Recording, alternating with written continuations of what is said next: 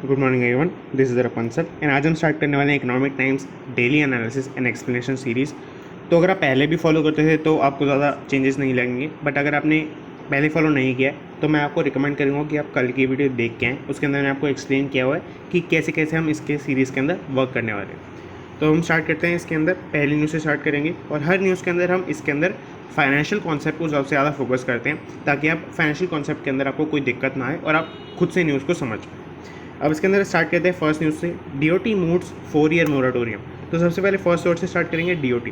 DOT मतलब आपका department of telecommunication. इसके अंदर बेसिकली ये गवर्नमेंट की वो विंग है, वो डिपार्टमेंट है जो टेलीकॉम सेक्टर को रेगुलेट करता है, उसके अंदर काम करता है। अगर कुछ भी गवर्नमेंट को स्टेप लेना है टेलीकॉम सेक्टर के अंदर, कुछ भी सब्सिडी प्रोवाइड करनी है, कुछ भी अगर प्रोडक्शन से रिलेटेड या आपके जो डिस्पर्सल से रिलेटेड कुछ बात करनी है, तो वो आपके डिपार्टमेंट ऑफ टेलीकम्युनिकेशन यानी कि आपका डीओटी के थ्रू ही वर्क करता है। डीओटी के आपके जो कैबिनेट मिनिस्टर हैं यानी कि आपके टेलीकॉम सेक्टर के कैबिनेट मिनिस्टर हैं आपके अश्विनी वैष्णव। ये एक आईएएस ऑफिसर है और इन्होंने हार्वर्ड से भी पढ़ाई की है।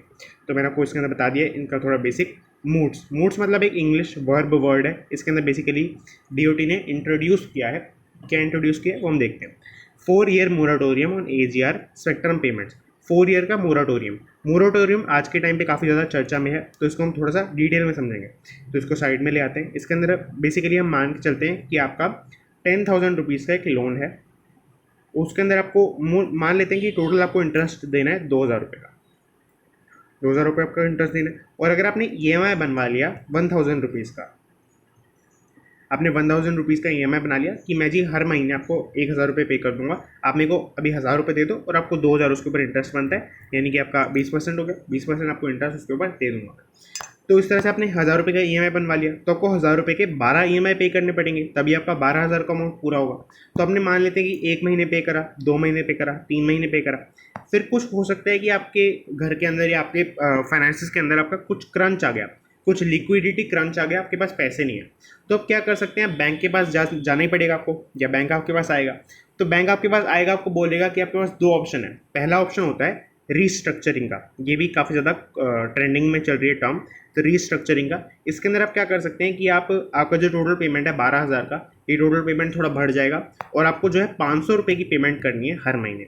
आपका EMI का अमाउंट रिड्यूस हो जाएगा, बट आपका जो टेन्योर है, जैसे आपका 12 महीने यानी कि 1 साल का टेन्योर था, तो वो हो सकता है कि 2 साल का हो जाए, उससे बड़ा भी हो सकता है, क्योंकि आपका थोड़ा इंटरेस्ट ज़्यादा हो जाएगा उसके अंदर। तो 2 साल या 2.5 साल का आपका टेन्योर हो जाएगा रिस्ट्रिक्शन के अंदर। बट हर बैंक तो ऐसा नहीं करेगा, या हो सकता है आप भी ऐसा ना करना चाहें, तो रिस्ट्रक्चरिंग को आप मना कर देंगे मान लेते हैं। तो रिस्ट्रक्चरिंग को मना करने के बाद आपके पास दूसरा ऑप्शन ये बचता है कि आप मोराटोरियम ले लें। बैंक अगर बहुत ज़्यादा भला होगा, अगर बैंक के बैड डेब्ट्स अच्छे नहीं चल रहे, तो सॉरी अच्छे चल रहे हैं, तो वो क्या करेगा, आपका मोराटोरियम आपको दे देगा। Basically it is a holiday कि आपको जो है पेमेंट, मान लेते हैं कि 2 महीने आपको पेमेंट नहीं करनी, आप पैसे इकट्ठे करो, अपने काम पे ध्यान दो, आप जो भी करते हो उस पर काम पे ध्यान दो, और आपको जो है पैसे इकट्ठे करो, अपनी अर्निंग करो। फिर आप 2 महीने के बाद एज यूजुअल आप 1,000 रुपये की पेमेंट करने लगना। और हो सकता है कि आपको 1 महीने ज़्यादा देनी पड़े, क्योंकि जो 2 महीने के अंदर इंटरेस्ट बनेगा वो भी आपको देना पड़ेगा। तो आपको जो है 3 महीने आपने यहाँ पे पेमेंट की, उसके बाद आपको 9 मंथ्स तो करनी थी वैसे भी, और आपने 1 महीने आपको एक्स्ट्रा करनी पड़ी, तो आपको 10 मंथ में पेमेंट आपने कर दी। तो 2 साल 2.5 साल एक्स्ट्रा पैसे देने से तो अच्छा ही है कि आपने इतने में कर दिया। तो बेसिकली ये जो आपको 2 महीने का जो चीज़ मिली, जो आपको नहीं देने पड़े पैसे, दैट इज़ मोराटोरियम। तो moratorium basically it is a holiday from paying आपका principal amount plus interest in a loan. तो बेसिकली आप इसको इस तरह से देख सकते हैं। अब यहाँ पर टेलीकॉम के अंदर कैसा मोराटोरियम, तो एक तो वो हो सकता है कि किसी कंपनी ने, जैसे मान लेते हैं रिलायंस इंडस्ट्रीज़ ने या जियो ने किसी से लोन लिया, हालांकि ऐसा हो नहीं सकता, बट जियो ने मान लेते हैं किसी से लोन लिया, तो वो आपका उसके अंदर मोराटोरियम दे दे। बट ऐसा जनरली नहीं होता है, और ऐसा हो सकता है बट नहीं होता है, यहाँ पर न्यूज़ के अंदर नहीं हो रहा है। ऑन एजीआर का मतलब होता है आपका एडजस्टेड ग्रॉस रेवेन्यू। तो अभी लोन के ऊपर नहीं है, तो किस चीज़ के ऊपर है, ये है आपके एजीआर के ऊपर। एजीआर और स्पेक्ट्रम का ड्यू, ये हम देखते हैं स्पेक्ट्रम, पहले हम एजीआर देखते हैं। एजीआर का मतलब होता है आपका कि जैसे जो टेलीकॉम सेक्टर है उसके अंदर आपका रेवेन्यू के अंदर एक स्पेशल प्रोविजन है कि आप कुछ नॉन टेलीकॉम आइटम्स को अपने रेवेन्यू के अंदर से माइनस कर सकते हैं, टैक्स कैलकुलेशन से पहले। जैसे मान लेते हैं आपने सैलरी पे करी, बहुत ज़्यादा पे कर दी, तो आप जो है उसे माइनस कर सकते हैं, आपको उसके ऊपर टैक्स देने की ज़रूरत नहीं है। कि जैसे मान लेते हैं अगर आपने 1,000 रुपये कमाए, मान लेते हैं पूरे साल में अगर आप किसी टेलीकॉम कंपनी ने 1,000 रुपये कमाए और उसके अंदर से आपको 100 रुपये जो अपनी सैलरी पे कर दी, तो क्या होता है जनरली कंपनीज़ को आपके 1,000 रुपये के ऊपर ही टैक्स पे करना होता है और आपके 100 रुपये जो उसके ऊपर आपको 100 रुपये के ऊपर भी टैक्स पे करना पड़ रहा है। बट टेलीकॉम सेक्टर के अंदर ये प्रोविजन है कि आप कुछ नॉन टेलीकॉम आइटम्स को माइनस कर सकते हैं, जैसे आपका 900 रुपये के ऊपर आप टैक्स दे सकते हैं। अच्छा, सैलरी के ऊपर जनरली टैक्स नहीं देना पड़ता, बट मैं आपको एक एग्जांपल दे रहा हूँ। कुछ ऐसे एक्सपेंसेस होते हैं जैसे आपका HR अलाउंसेस होते हैं, कुछ PPF के अलाउंसेस होते हैं, तो ये कुछ अलाउंस वाली चीज़ें जो होती हैं उसके ऊपर कंपनी को टैक्स देना पड़ता है, जो टेलीकॉम सेक्टर के अंदर नहीं देना पड़ता। अब इसके अंदर नहीं देना पड़ता, बट यहाँ पर जो टैक्स वैसे भी देना पड़ता है AGR के ऊपर, कुछ तो देना ही पड़ेगा, तो उसके ऊपर जो है मोरेटोरियम इनको मिला है कि आप जो पिछला टैक्स है जो अब तक आपने नहीं दिया है वो अब 4 साल और भी ना दें। ये बेसिकली वोडाफोन इंडिया के लिए किया है। हम समझते हैं कैसे। अब हम पहले समझते हैं स्पेक्ट्रम क्या है। स्पेक्ट्रम बेसिकली ही होता है इलेक्ट्रोमैग्नेटिक वेव्स का पूरा बंडल। तो इसके अंदर क्या होता है, जैसे आपके फ़ोन के अंदर जो सिग्नल आता है, जिसके अंदर आप प्रोबेबली ये वीडियो देख रहे हैं, उसके अंदर नेट आ रहा है, तो नेट कहाँ से आ रहा है? तो नेट बेसिकली एक इलेक्ट्रोमैग्नेटिक वेव होती है जो आपके जो कोई इलेक्ट्रिक पोल लगा होगा आसपास या कोई नेटवर्क वाला पोल लगा होगा उसके थ्रू आता है। तो जिस मीडियम से आ पा रहा है, जो एयर के अंदर बना हुआ है, नेटवर्क्स बने हुए हैं, तो उस नेटवर्क को सेल करती है गवर्नमेंट। प्रॉपर ऑक्शन होता है, उसके अंदर कंपनीज बिडिंग करती हैं, टेलीकॉम वाली कंपनीज, और जो है उसको बाय करते हैं। तो स्पेक्ट्रम पेमेंट्स भी ड्यू हो सकती हैं। आपके लोन ले लिया, मान लो कि आपकी स्पेक्ट्रम पेमेंट खरीद ली, मतलब ऑक्शन में पैसे लगा दिए, पर पैसे हैं नहीं, तो आपको जो बाद में दे देंगे। तो उस तरह से उधारी वाले सिस्टम पे जो स्पेक्ट्रम बाय करते हैं, तो उसको स्पेक्ट्रम की पेमेंट ड्यू होना बोलते हैं। अब यहाँ पे जो है मोरेटोरियम आपके VI को मिला है, टेलीकॉम सेक्टर के अंदर जो कंपनी है, AGR के लिए, AGR का जो इनका टैक्स ड्यू है उसके लिए, प्लस आपके स्पेक्ट्रम की जो पेमेंट ड्यू है उसके लिए। मैं थोड़ा क्लियर कर देता हूँ पहले, फिर हम आगे चलते हैं कि VI को क्यों मिला है। ये थोड़ा सा क्लियर।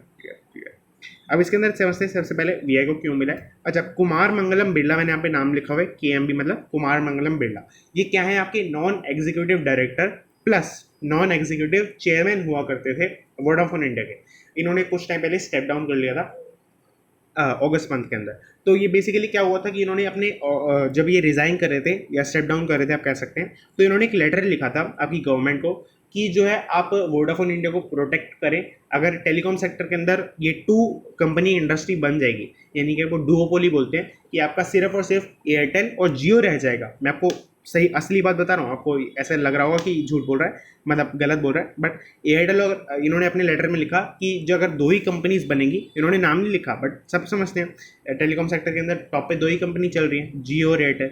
अगर इन्होंने लिखा कि अगर 2 ही कंपनीज रह जाएंगी तो ये खा जाएंगी, हर कंज्यूमर को खा जाएंगी, क्योंकि मतलब 2 कंपनीज रहेंगी, तो अगर आप एक कंपनी ने प्राइस बढ़ाए तो आप दूसरे के पास चले जाएंगे, तो इवेंचुअली यही प्राइस बढ़ा देगी, तो ये इसके ऊपर चले जाएंगे। तो उस तरह से बेसिकली मार्केट तबाह हो जाएगा आपका टेलीकॉम सेक्टर का। तो कम से कम 3 इंडस्ट्रीज तो रहनी चाहिए, ये इनके आर्टिकल में था। अच्छा, तीसरी, किसी को भी अगर आपको टेलीकॉम कंपनीज को लेना होगा तो आप वोडाफोन इंडिया को ही लेंगे। तो बेसिकली गवर्नमेंट को वोडाफोन इंडिया को प्रोटेक्ट करना काफ़ी ज़्यादा ज़रूरी है अगर उन्हें टेलीकॉम सेक्टर के अंदर एक स्टेबिलिटी मेंटेन करनी है तो बेसिकली इसी सब के लिए मेजर लिए जा रहे हैं ताकि 3 प्राइवेट प्लेयर मार्केट बन पाए। मैंने आपको हाईलाइट भी किया हुआ था यहाँ पर कि 3 प्राइवेट प्लेयर जो आपका मार्केट बन पाए। तो यह समझ गए होंगे, पूरा मैंने न्यूज़ काफ़ी डिटेल में आपको बता दी। सेकंड न्यूज़ के ऊपर चलते हैं, टॉप डॉग्स। डॉग्स का मतलब यहाँ पर डॉक्यूमेंट्स नहीं है, डॉग्स का मतलब यहाँ पर है डॉक्टर्स। तो टॉप जो डॉक्टर्स हैं वो असेस करेंगे global data on vaccinated kids. तो बेसिकली मैं आपको अगर थोड़ा सा ओवरव्यू दूं तो इंडिया के अंदर आपके नेक्स्ट मंथ से इनोकुलेशन यानी कि आपका वैक्सीनेशन किड्स के लिए, जो कि 17 ईयर्स 18 ईयर्स तक के बच्चे हैं, यानी कि आपके एजेस फ्रॉम 12 टू 17 या 18 आप बोल सकते हैं, क्योंकि 18 वालों को तो लगी गई, मतलब आप 17 बोल सकते हैं। तो 12 से 18 वालों को जो है यहाँ पर वैक्सीन लगने का प्रोविजन बन रहा है आपके नेक्स्ट मंथ से। तो बेसिकली इसके लिए क्या करेंगे, जो टॉप डॉक्टर्स हैं उनकी एक एडवाइजरी ग्रुप बनाया गया है। तो वो जो देखेंगे कि वैक्सीनेटेड डेटा कैसा है, कि आपके किस सर्कमस्टांसेस में वैक्सीन लगती है तो जो है बेनिफिट करती है, किस सर्कमस्टांस में लगती है तो बेनिफिट नहीं करती, उल्टा और डिस्ट्रक्शन होता है हेल्थ के साथ। तो बेसिकली ये सब देखेंगे और आपको बताएंगे इंडियन गवर्नमेंट को कि कब से हमें स्टार्ट करना चाहिए, क्या क्या हमें प्रोविजंस लेने चाहिए। तो अब ये किसका डेटा देखेंगे, आपका डेटा देखेंगे US का, चाइना का और कुछ यूरोपियन नेशंस का। मैंने आपको हाईलाइट करते हैं दोनों। इनके अंदर क्या हुआ है बेसिकली कि 12 एज ऑफ 12 से अबव के लिए वैक्सीन स्टार्ट हो गई है और उन्होंने यूरोपियन के नेशन से प्लान करा है और इनके अंदर US चाइना के अंदर हो गई है स्टार्ट। तो बेसिकली हमने देख लिया पूरा। Retro tax Cairn expects 1.06 billion refund. तो केएन का एक केस हुआ था, पूरा प्रॉपर केस था बड़ा। इसका हम पहले हमने समझा भी था, और मैं अगर आपको वापस से समझना है तो मैं आपको किसी दिन बता दूंगा। बट बेसिकली जो भी केस हुआ था उसके बाद क्या बना लास्ट में आके कि इंडिया को इतना पैसा रिफंड करना पड़ेगा, 1.06 बिलियन, बहुत बड़ा अमाउंट होता है। तो बेसिकली इसके अंदर क्या है आपका कि ट्रिब्यूनल ने, यानी कि आर्बिट्रेशन कोर्ट आप बोल सकते हैं लेमन लैंग्वेज में। तो आर्बिट्रेशन कोर्ट क्या करती है बेसिकली, उसके अंदर एक पर्सन वो होता है जो आपके डिस्प्यूटिंग पार्टी है। के इन इंडिया से एक पर्सन होगा, एक पर्सन होगा आपके इंडिया की गवर्नमेंट की तरफ से, और एक पर्सन होता है न्यूट्रल। ये तीनों पर्सन बाहर से आते हैं कोर्ट के अंदर, और प्लस जो कोर्ट के अंदर बाकी लोग होते हैं, आपके जजेस होते हैं, वो सब होते हैं, वो सब होते हैं आपके लॉयर्स होते हैं। तो उसके सामने पूरा केस प्रेजेंट होता है, इंटरनेशनल कोर्ट ऑफ आर्बिट्रेशन के अंदर जाता है पूरा कोर्ट। और अगर इन्होंने कुछ डिसीजन दे दिया तो वो सुप्रीम कोर्ट के लिए भी बाइंडिंग होता है। आपको जो अपने लॉ ऑफ लैंड को चेंज करना पड़ेगा अगर आपको उसको हटाना है तो आपको समझ गए होंगे। अब इसके अंदर आपका क्या है कि इन्होंने जो ट्रिब्यूनल ने बोला है वो आपका 1.2 बिलियन का भी इन्होंने बोला था। मैं आपको ये बताना चाह रहा हूँ कि ये इंडियन गवर्नमेंट ने मना कर दिया। ये किस चीज़ का पैसा है ये आपको समझना ज़रूरी है। कि आपका क्या है कि के इन इंडिया से हमने टैक्स के नाम पे इतने पैसे ले रखे थे, 1.06 बिलियन। इससे थोड़ी कमी थी क्योंकि हमें थोड़ा एक्स्ट्रा पैसा देना पड़ेगा, क्योंकि हमने रखे भी थे अपने पास पैसे। तो इतने पैसे हमने रखे थे तो हमको रिफंड करना पड़ेगा। बट यहाँ पर जो है ट्रिब्यूनल ने बोला कि आपको जो है इतना इंटरेस्ट और टैक्सेस कॉस्ट भी देनी है। 1.2 बिलियन का आपका इंटरेस्ट प्लस कॉस्ट बनती है। इंटरेस्ट मतलब आपने किसी से पैसा लिया, अगर आप बाद में रिफंड कर रहे हैं तो आपको इंटरेस्ट देना पड़ता है, वो इंटरेस्ट। प्लस कॉस्ट मतलब आपका जो है कि आपने जो लीगल एक्सपेंसेस हैं, आपने जो के एन इंडिया के पैसे रखे हैं उसकी वजह से के एन इंडिया को आपके ऊपर केस करना पड़ा।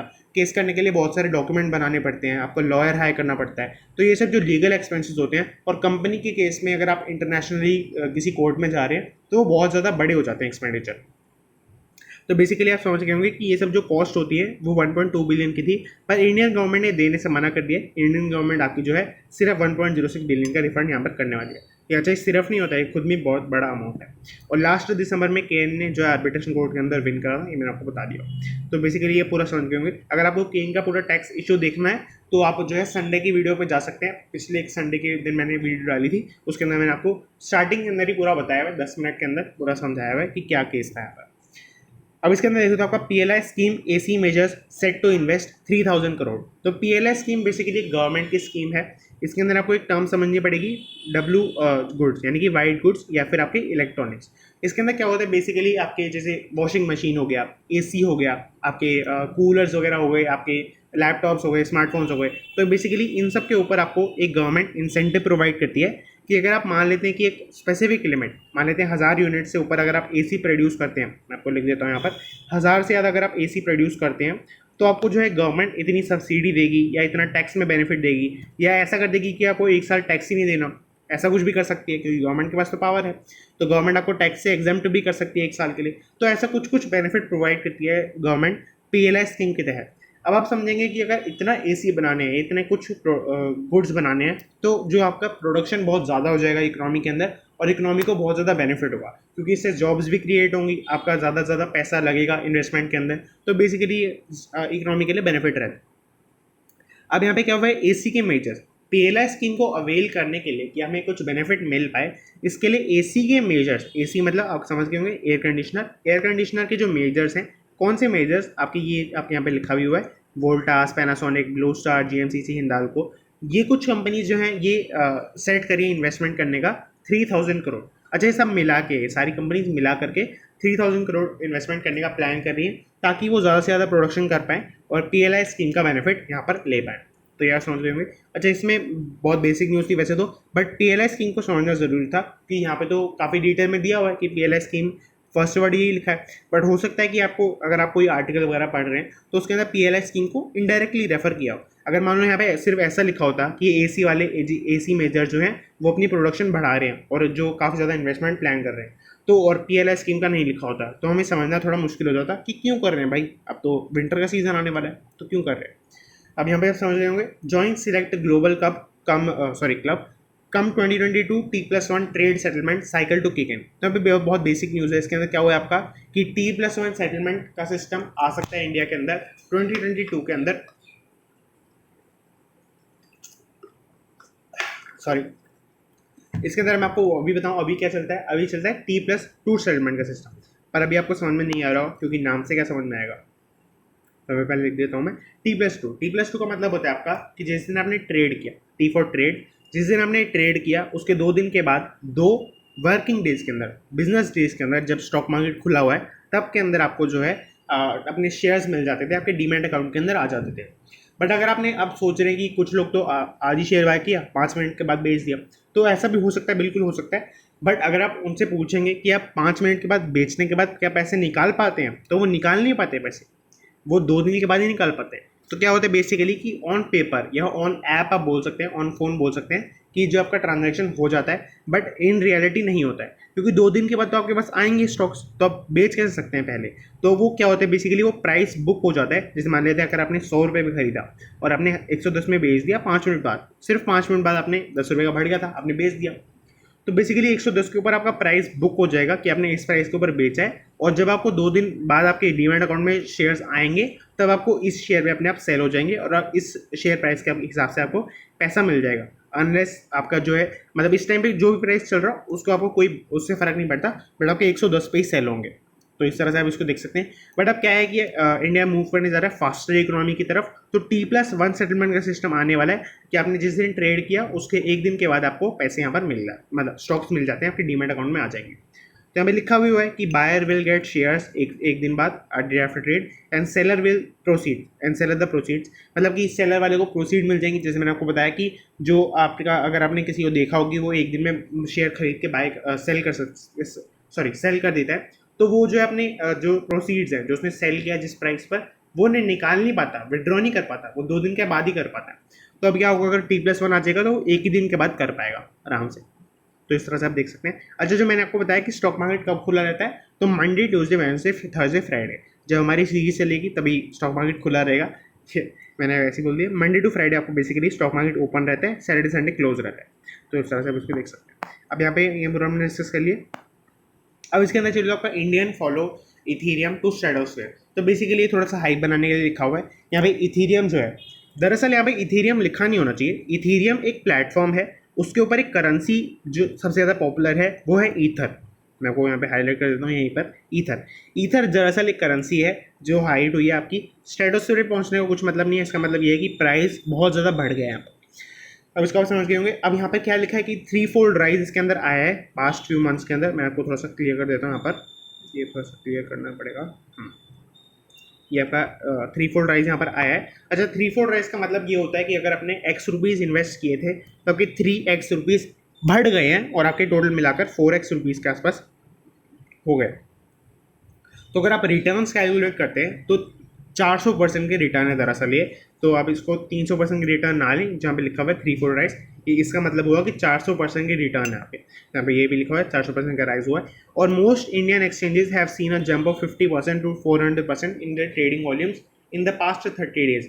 तो बेसिकली क्या है आपका कि इंडिया के कुछ एक्सचेंजेस के ऊपर, आपके इंडिया का कौन सा एक्सचेंज, BSE NSE नहीं, इंडिया का मतलब इंडिया के क्रिप्टो एक्सचेंज, इंडिया के क्रिप्टो एक्सचेंज के ऊपर जो है एक जंप मिला है, मतलब बहुत बड़ा एक इंक्रीज आया है ट्रेडिंग के अंदर। ट्रेडिंग जितनी ज़्यादा हो रही है आज के टाइम पे तो हर चीज़ के अंदर हो रही है, तो यहाँ पर भी हो रही है। एल सेल्वाडोर एक्सेप्ट्स बिटकॉइन, ये भी हम देखते हैं, बहुत इंटरेस्टिंग न्यूज़ है। ये हम ET मार्केट्स के ऊपर सेक्शन है जो हम उसके ऊपर देखते हैं।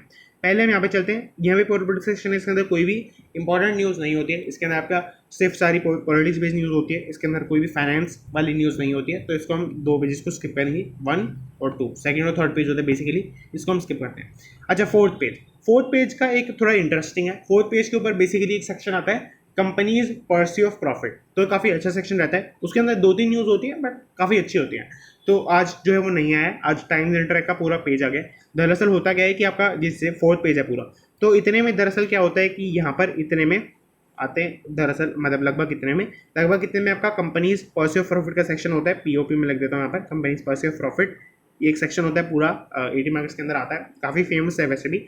तो ये बेसिकली आता है यहाँ पर, और बाकी में यानी कि इतने आपके 60% हो गया, लगभग 60% वाले पार्ट में यही आता है, टाइम्स इंटरैक्ट के एड्स आते हैं।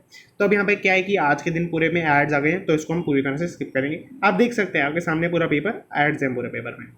अब यहाँ पे आप देखेंगे ई टिमर सेक्शन है, ये सबसे इंपॉर्टेंट सेक्शन है इकोनॉमिक टाइम्स के अंदर। अगर आपको जैसे आप पढ़ना शुरू कर रहे हैं तो मैं आपको रिकमेंड करूँगा कि आप कम से कम इसके 2-3 आर्टिकल ज़रूर पढ़ें, और आपको जो है इसको एक्सप्रेस करना भी सीखना है। मैंने आपको एक नई बात बताई अभी भी कि एक्सप्रेस करना सीखना है। आप क्या करें, आप लिंक्डइन पे जाएं, आप जो इस आर्टिकल से समझें, आप इस आर्टिकल की फ़ोटो लें, उसको डालें उसके अंदर, और उसके ऊपर जो कैप्शन होता है उसके अंदर आप अपना खुद से कुछ आर्टिकल बनाएं, पोस्ट बनाएं, ताकि आप एक्सप्रेस करना इसको सीख पाएँ। अगर आपको कुछ पोस्ट देखना है तो मैंने भी कुछ अपलोड किए हुए हैं, या मैं आज से स्टार्ट कर दूंगा, तो आज से स्टार्ट कर दूंगा मैं, तो आप उसको फॉलो कर सकते हैं। मेरे को लिंक्डइन के ऊपर एक नीचे आपको लिंक मिल जाएगा, उसके ऊपर आप जाके उसको फॉलो कर सकते हैं, मेरा आईडी। अब इसके अंदर देखिए आपका these blue chips could be the new engines that power equity is run. तब बेसिकली क्या हुआ है कि आपका इक्विटी का रन, अगर आप मोटा मोटा देखें तो बेसिकली इट मीन्स कि आपका शेयर मार्केट के अंदर जो रन आ रहा है, शेयर मार्केट के शेयर्स बढ़ते जा रहे हैं, प्राइस बढ़ते जा रहे हैं। तो बेसिकली जो शेयर मार्केट का रन आ रहा है वो आपका निफ्टी जैसे 16,500 भी पार कर गया था, 17,000 के आसपास पहुंच गया था। सॉरी, अब इसके अंदर क्या हुआ आपका, कि अब बेसिकली इकोनॉमिक टाइम्स वाले बोलना चाह रहे हैं कि ब्लू चिप्स स्टॉक्स एक नेक्स्ट इंजन बन सकते हैं, कि नेक्स्ट जो रन आएगा वो ब्लू चिप स्टॉक्स की वजह से आएगा, कि आपके ब्लू चिप स्टॉक्स बहुत ज़्यादा ऊपर जाने वाले हैं, कि आप उसे बाय कर सकते हैं। बेसिकली ये बोलना चाह रहे हैं। अभी के लिए क्या बोला इन्होंने, आईसीआईसी बैंक और एसबीआई और सीमेंस, आपके हिंदुस्तान जिंक और एचसीएल टेक्नोलॉजीज, इसके एग्जांपल से इन्होंने बताया, प्रॉपर रिपोर्ट प्रेजेंट की है कि कितना इनका मार्केट प्राइस चल रहा है अभी भी, और कितना इनका बाय होल्ड सेल, कितना टारगेट प्राइस होना चाहिए हमारे हिसाब से, वो सब है। तो हम ये डिटेल में समझते हैं। पहले बेसिकली मैं आपको एक छोटा सा फैक्ट बताना चाहता हूँ कि इकोनॉमिक टाइम्स वालों ने खुद बोला है, खुद का इनका एनालिसिस है जो इन्होंने कॉन्सेंसस रेटिंग और कॉन्सेंसस प्राइस किया। हमें समझते हैं कि क्या होता है, बट ये बेसिकली जो भी है पर इकोनॉमिक टाइम्स वालों ने खुद दिया है, तो ये आप समझ गए होंगे। अब इसके अंदर क्या होता है बेसिकली कि इकोनॉमिक टाइम्स के अंदर काफ़ी ज़्यादा एनालिस्ट बैठे हुए हैं। एनालिस्ट क्या करते हैं, पूरा दिन स्टॉक मार्केट को देखते हैं कि क्या क्या न्यूज़ आ रही है नई नई, कितने लोग बाय करते हैं, कितने लोग सेल करते हैं, और कितने क्या क्या प्राइसेस चल रहे हैं, वो सब जो आपके एनालिसिस होता है सब कुछ करते हैं। इसके बेस पे जो है कुछ एनालिस्ट जो है अपने व्यूज़ प्रेजेंट करते हैं। व्यूज़ प्रेजेंट में क्या होता है कि वो क्या करते हैं, पहले तो कि सब अपना अपना प्राइस बताएंगे, कि जैसे मेरा प्राइस है 810 रुपये हो सकता है, मेरा प्राइस है कि 807 रुपये ही जाएगा, मेरा प्राइस है कि नहीं जी ये तो फॉल करेगा, 716 चल रहा है अभी 700 पे जाएगा। तो इन सब का जो है टोटल मिला है, मैं इन सबको प्लस किया, सबको प्लस किया, और इनका एवरेज ले लिया। जैसे यहाँ पे 3 है तो 3 ले लिया यहाँ पर, तो इनका एवरेज ले लिया। तो बेसिकली ये बन जाता है आपका कॉन्सेंसस टारगेट प्राइस। तो मैंने पहले कभी नहीं बताया था, तो मैं आपको अभी बताया था। तो ये कंसेंसस टारगेट प्राइस बन जाता है। इसी तरह से कंसेंसस रेटिंग होती है कि आपका जितना भी लोग बोल रहे हैं कि बाय करो, होल्ड करो, सेल करो, उनका एवरेज लिया जाता है। सबसे ज़्यादा देखा जाता है कि कौन लोग क्या बोल रहे हैं। तो अगर यहाँ पे देखा जाए तो सबसे ज़्यादा 51 यानी कि बाय बोल रहे हैं, तो 51 लोग बोल रहे हैं कि बाय करो, तो बाय कर सकते हैं। मतलब बेसिकली इनका एनालिसिस है। और यहाँ पे इन्होंने एक टेक्स्ट के फॉर्म में बताया, बहुत बेसिक है बट आपको इसको पढ़ना ज़रूरी है, तो ये आप चाहें तो पढ़ सकते हैं। अब इसके अंदर आप देख सकते हैं, अब यहाँ पे अगर मैं आपको शॉर्ट में बताऊँ कि कंपनी करती क्या है सारी, तो आईसीआईसीआई बैंक को बताने की जरूरत नहीं है, आपको सबको पता है। एसबीआई बताने की जरूरत नहीं है, बैंकिंग के अंदर टॉप है, सबसे ज़्यादा टॉप कंपनी है बैंकिंग के अंदर। और आपका सीमेंस आपको बताने की जरूरत पड़ सकती है, आपको हो सकता है कि नाम बताओ। तो बेसिकली मैन्युफैक्चरिंग के अंदर कोर मैन्युफैक्चरिंग करती है, आपका इलेक्ट्रॉनिक मोटर्स बनाना, आपके प्रोडक्शन वाली चीज़ें बनाना, इलेक्ट्रॉनिक्स वाली चीज़ें बनाना, जो मतलब इलेक्ट्रॉनिक्स छोटा मोटा नहीं, phone, laptop, smartphone, washing machine वगैरह वो सब नहीं, जो कि बड़े बड़े प्लांट्स होते हैं उसके अंदर कैसे इलेक्ट्रॉनिफिकेशन हो सकता है, वो सब बड़ी जो चीज़ें होती हैं, प्लांट्स बनाना, वो सब बनाना, वो सब करती है सीमेंस वाली कंपनी। और अब आगे सब इसका पढ़ ही सकते हैं, करंट मार्केट प्राइस जो इनका चल रहा है, कॉन्सेंसस चल रहा है, वो सब पढ़ सकते हैं। और आपका Hindustan zinc basically mining plus smelting. Mining basically होता है, आपको समझ गए होंगे कि नीचे से आपका जिंक खोद के लाना, और स्मेल्टिंग होता है बेसिकली जो आपको जिंक के ओर्स मिले उनको पिघला के जिंक उसमें से निकालना। तो दोनों चीज़ों के अंदर ही कंपनी डील करती है, जिंक, लेड और सिल्वर। जिंक, लेड और सिल्वर के अंदर बेसिकली इनका मेन काम रहता है। एचसीएल टेक्नोलॉजीज आपकी जो है टाटा, विप्रो, अब टाटा मतलब टीसीएस, विप्रो, आपकी इन्फोसिस, इस तरह से बेसिकली ये जो 4 कंपनीज हैं, वो 3 और ये एचसीएल, तो इन 3 को मिलाकर के जो है आईटी सेक्टर के अंदर इनको बिग 4 बोला जाता है। दरअसल बिग 4 मतलब होता है कि टॉप 4 कंपनीज कौन सी चल रही हैं। बिग 4 बहुत ही फेमस टर्म है, हर इंडस्ट्री के अंदर जनरली बिग 4 निकाला जाता है, और ये स्टार्ट हुआ था जब अकाउंटिंग वाली फॉर्म्स के अंदर जो है बिग 4 बने थे। सबसे पहले आपके ईवाई, डेलॉयट, पीडब्ल्यूसी और केपीएमजी, ये बेसिकली सबसे ज़्यादा फेमस बिग 4 हैं आपके। और ये बेसिकली ये आपके जो मैंने बताया एचसीएल प्लस इन्फोसिस, टीसीएस, और आपका एक और रह गया, कौन सा रह गया, विप्रो। तो ये बेसिकली 3 जो कंपनीज हैं प्लस एचसीएल, ये आपके बिग 4 बनाते हैं आईटी सेक्टर के अंदर। तो इस तरह से आप देख सकते हैं हर इंडस्ट्री के अंदर ये निकाला जाता है। जैसे आप इन्वेस्टमेंट बैंकिंग देखेंगे तो इन्वेस्टमेंट बैंकिंग के अंदर बिग फोर होते हैं, आपके JP Morgan Chase, Morgan Stanley, credit juice और बोफा, यानी कि बैंक ऑफ अमेरिकन सिक्योरिटीज। तो बेसिकली आप इस तरह से देख सकते हैं। अब RIL's cheap smartphones could ring in 500 million users soon by financial year 2024। तो बेसिकली क्या हुआ आपका कि जो आपका रिलायंस का चीपर स्मार्टफोन था जो उन्होंने अपनी एनुअल जनरल मीटिंग में बताया था, यानी कि आपका जियो फोन नेक्स्ट 2, बेसिकली जो फ़ोन था इनका वो आपके 500 मिलियन यूजर्स को रिंग कर सकता है, यानी कि उनके इनकम के अंदर वो फिट करता है और वो बाय कर सकते हैं प्रोस्पेक्टिवली फाइनेंशियल ईयर 2024 तक। और इनसे जो है आपका एवरेज रेवेन्यू पर यूज़र ARPU, आप इसको लिख सकते हैं अपने नोट्स के अंदर, ARPU होता है आपका एवरेज रेवेन्यू पर यूज़र। आपके जो टेलीकॉम सेक्टर के अंदर ये काफ़ी ज़्यादा इंपॉर्टेंट रहता है कि आपके हर इंडस्ट्री आपको हर इंडिविजुअल से आपको कितने पैसे मिल रहे हैं दरअसल, तो जो रिचार्ज करा रहा है उसके एवरेज कितना है, कि एक पर्सन कितना रिचार्ज करा रहा है, कि 1 महीने वाला करा रहा है, 3 महीने वाला करा रहा है, या एक प्रीपेड प्लान करा रहा है, पोस्ट पेड प्लान करा रहा है, कैसे करा रहा है। तो बेसिकली काफ़ी ज़्यादा मैटर करता है एक आपकी जो टेलीकॉम सेक्टर है उसके अंदर। तो बेसिकली ARPU काफ़ी एक इंपॉर्टेंट सेक्टर रहता है, मतलब चेक रहता है, फैक्टर रहता है आपके टेलीकॉम सेक्टर के अंदर। तो इस तरह से आप इसको देख सकते हैं। अब ET एनालिसिस यहाँ पे लिखा है, बेसिकली क्या है कि आपको ET एनालिसिस को मैंने आपको बताया था कि पहले भी चलता था। तो अगर आपको कुछ चेक करना हो कि कैसा एनालिसिस चलता है तो आप क्या कर सकते हैं कि आप 1 साल पहले का ET एनालिसिस डाउनलोड कर सकते हैं, इकोनॉमिक टाइम्स एनालिसिस डाउनलोड कर सकते हैं और आप देख सकते हैं कि उसके अंदर क्या लिखा था। और अब तो रिलायंस की एक एनुअल रिपोर्ट भी आ गई है, तो रिपोर्ट को आप देख सकते हैं उसके अंदर क्या ये असल में हुआ है नहीं हुआ। तो मैंने आपको एक छोटा सा असाइनमेंट टाइप्स दिया है यहाँ पर, आप चाहें तो कर सकते हैं, नहीं तो इतना आसान नहीं है, मुश्किल रहेगा थोड़ा सा, तो आप छोड़ भी सकते हैं उसको। अब यहाँ पे देखें तो एक अलग न्यूज़ है इसके अंदर, Embassy office parks REIT raises 300 crore by NCD। तो NCD का बेसिकली मीनिंग होता है नॉन कन्वर्टेबल डिवेंचर। ये किस में कन्वर्ट नहीं हो सकते, आपको नाम से पता चल रहा होगा, ये बेसिकली इक्विटी शेयर्स के अंदर कन्वर्ट नहीं हो सकते। अगर आप डिवेंचर होल्डर हैं तो आप ये बाय कर सकते हैं, मतलब अगर आपको डिवेंचर होल्ड करना पसंद है तो आप ये बाय कर सकते हैं, आपको जो इक्विटी के अंदर कन्वर्ट नहीं करना पड़ेगा। और जो कन्वर्टिबल डिवेंचर होते हैं उसके अंदर एक फैसिलिटी आपको एक्स्ट्रा दे रहे हैं, तो वो थोड़ा इंटरेस्ट कम देंगे, NCD के अंदर इंटरेस्ट ज़्यादा देंगे, आपको अर्निंग ज़्यादा हो सकती है आपकी। तो NCD के अंदर आपको इंटरेस्ट जो है ज़्यादा मिलता है। और यहाँ पर जो है REIT एक बहुत ही इंपॉर्टेंट कॉन्सेप्ट है, बहुत ही अच्छा कॉन्सेप्ट है। इसका बेसिकली मीनिंग होता है रियल एस्टेट इन्वेस्टमेंट का ट्रस्ट। बेसिकली क्या होता है कि अगर आप जैसे इंडिविजुअल्स हैं, इंडिविजुअल्स अगर मान लेते हैं कि वो ये बहुत सारी जनरल पब्लिक में यहाँ पे लिखी है, जनरल पब्लिक, आपको आई होप समझ आ रही होगी राइटिंग, मेरे को अपनी राइटिंग कभी कोई समझ में नहीं आती, बट आई होप आपको आ रही होगी। जनरल पब्लिक जो है रियल एस्टेट के अंदर इन्वेस्टमेंट करना चाह रही है, तो उसके लिए क्या कर सकती है आपका कि वो रियल एस्टेट को खुद बाय करे, बट रियल एस्टेट को बाय करने के लिए सबके पास इनफ कैपिटल नहीं होती है। तो क्या कर सकते हैं वो कि एक बीच में ट्रस्ट बना सकते हैं कि आपके मान लो 10 लोग हैं, 10 लोग 10-10 लाख रुपए लाएंगे और 1 करोड़ रुपए हो गए। 1 करोड़ रुपए की यहाँ पे ट्रस्ट बना दिया, इनमें से किसी की भी ओनरशिप नहीं है उसके ऊपर, सबकी इक्वल ओनरशिप है, सबकी जीरो ओनरशिप है। एक ट्रस्ट बना दिया, एक मैनेजमेंट कमेटी बना दी, उसकी ओनरशिप मतलब उसका कंट्रोल रहेगा, ओनरशिप उसकी भी नहीं है, किसी की ओनरशिप नहीं है, एक कंट्रोल है आपकी मैनेजमेंट का। और जो असली जो पैसे देने वाले लोग हैं, इन्वेस्टर्स हैं, वो ये, बट ओनरशिप किसी की नहीं है। तो अभी ट्रस्ट जो है इस ट्रस्ट के नाम पर जो है रियल एस्टेट खरीद लेगा और उससे जो भी प्रॉफिट होता है, मान लो फ्यूचर में जाके वो सेल करता है प्रॉपर्टी 1 करोड़ के लिए, 2 करोड़ की सेल कर दी, तो 1 करोड़ का जो भी प्रॉफिट हुआ वो 10-10 लाख रुपए जो जिन्होंने भी दिए थे उनको 10% दे देगा। तो इस तरह से आप इसको देख सकते हैं। अब यहाँ पर जो है ऐसा भी हो सकता है कि वो किसी को रेंट पे दे दे प्रॉपर्टी, तो जो रेंट आएगा वो भी डिस्ट्रीब्यूट हो जाएगा जो आपके ये वाले लोग हैं इनके अंदर। आप समझ गए होंगे RIT का मैंने कॉन्सेप्ट बहुत ही डिटेल में, बहुत ही शॉर्ट में बता दिया है। अब इसके अंदर अगर आप देखेंगे तो आपका रेजेस 300 करोड़ बाय NCDs।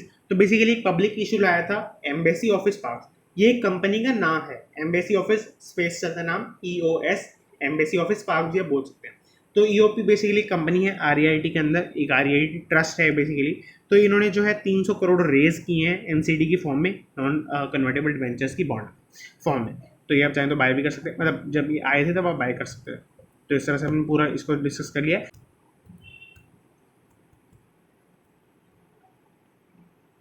अब हम आगे चलते हैं। यहाँ पर El Salvador adopts bitcoin as currency. हमें क्या हुआ, बेसिकली एल सेल्वाडोर एक कंपनी है, कंट्री है, मैंने कंट्री बोल दिया, कंपनी बोल दिया। अब यहाँ पे नाइब बुकेले इसके प्रेसिडेंट हैं और इन्होंने जो है बिटकॉइन को एज करेंसी घोषित कर दिया। अच्छा, घोषित तो इन्होंने पहले ही कर दिया था, बट अभी से इनके जो है ट्यूसडे से इनका लीगल टेंडर में आया है, मतलब आपका ये बता दिए लीगल टेंडर इनका बन गया। अब यहाँ पर जो है इन्होंने 400 बिटकॉइंस को खरीदा है, और मतलब इसीलिए कि ताकि उस सप्लाई में कम से कम मेंटेन हो सके कंट्री के अंदर। और कंट्री के अंदर इसकी वजह से आपका 52,000 पे आपका बिटकॉइन चला गया, आपके जो इन्होंने 400 बिटकॉइन खरीदे। अच्छा, कुछ भी आप बाय करते हैं तो उसका प्राइस बढ़ता है, तो आपने जो है 400 बिटकॉइंस खरीदे, और 400 बिटकॉइंस का मतलब हो गया कि बहुत बड़ी इन्वेस्टमेंट हो गई। तो जो है आप देख सकते हैं एक बिटकॉइन का प्राइस बहुत ज़्यादा होता है। तो बेसिकली क्या होता है कि आप एक बिटकॉइन का कुछ फ्रैक्शन भी खरीद सकते हैं। जैसे आप एक बिटकॉइन है, मान लेते हैं कि 10 लाख रुपए का, हालांकि इससे बहुत ज़्यादा है, बट 10 लाख रुपए के आपको हो सकता है कि आप 0.1 बिटकॉइन खरीदना चाहें, तो आपको जो है 1 लाख रुपए पे करना पड़ेंगे, आपको 0.1 बिटकॉइन मिल जाएगा। 0.01 खरीदना चाहेंगे तो आपको सिर्फ 10,000 रुपये पे करने पड़ेंगे, तो 0.001 करना चाहेंगे तो आपको सिर्फ 1,000 रुपये पे करने पड़ेंगे। इस तरह से आप बेसिकली फ्रैक्शनल के अंदर डील कर सकते हैं बिटकॉइन के अंदर। तो फ्रैक्शनल के अंदर भी डील करते हुए अपने 400 बिटकॉइंस खरीदे, तो बेसिकली बहुत बड़ी बात होती है। इसकी वजह से आपका जो है प्राइस काफ़ी ज़्यादा बढ़ गया था, और काफ़ी ज़्यादा लोगों को इससे बेनिफिट भी हुआ, काफ़ी कुछ लोगों को लॉस भी हुआ। तो बिटकॉइन का आप समझ गए कि पूरा इन्होंने लीगल टेंडर बना दिया है, और एल सेल्वाडोर और कंपनी सॉरी वापस एक कंट्री के अंदर जो है वैसे जो करेंसी चलती थी वो है आपका डॉलर, US डॉलर इसके अंदर चलते थे पहले भी। तो हमने पूरा जो है डिस्कस कर लिया है। मैं आपको एक ही रिक्वेस्ट करूंगा वापस से कि आप टेलीग्राम को ज़रूर से ज्वाइन कर लें, आपको एक लिंक मिलेगा नीचे, और हमारा पूर्ण पेपर कवर्ड है, उसकी PDF मैंने आपको अप्रॉक्सीमेटली 7:30 के आसपास डाल दी थी। उसके अंदर आपको अगर खुद से पढ़ना है तो आप पढ़ भी सकते हैं, और आप कुछ भी आपको डाउट पूछना है, कुछ भी पूछना है तो आप उसके अंदर पूछ सकते हैं। आप ज़रूर से जुड़े हमारे साथ उसके ऊपर, और चैनल को सब्सक्राइब कर लेना, उसके अंदर आपको नोटिफिकेशन ऑन कर लेना, क्योंकि जो आपकी सीरीज़ है वो आती रहेगी, और आपको जो है नई नई वीडियोस इसके अंदर मिलते रहेंगे। So that's it, and thanks for watching, and keep subscribing and liking our videos. Thank you.